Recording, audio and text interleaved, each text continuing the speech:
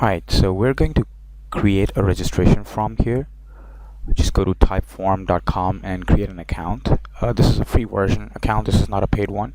So we're gonna create a registration form here. I'm gonna call it registration form. Click on start building.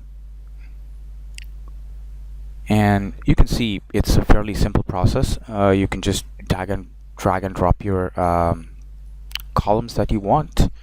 So let's start with our first question here. What is your name? I'm gonna make it a required field. Click on save. We're gonna have email, it's already there. So just click on email from the left. What is your email? Gonna make it required as well. We're gonna take a phone number and alrighty, I am not going to make this a required field, and we're gonna go for another short text. This time this will be for which company do you work for, and I'm gonna make this one a required field for now. And this is really cool in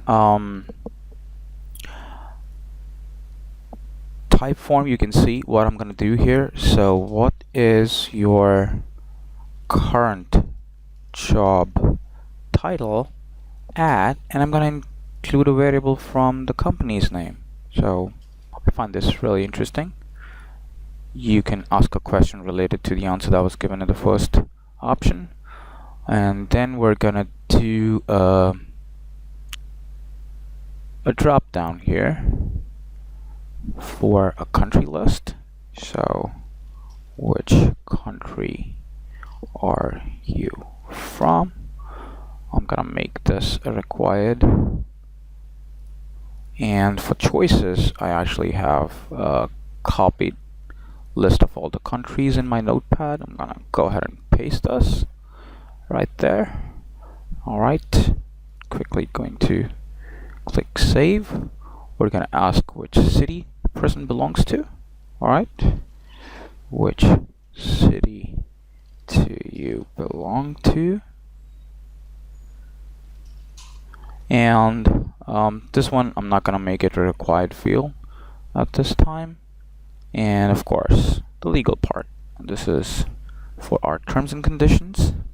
Do you agree with our terms and conditions, right? And descriptive text goes here for your terms and conditions. Alright, I am going to make this a required one. Click save, and that's it. We're done. All I need to do now is go to the share option,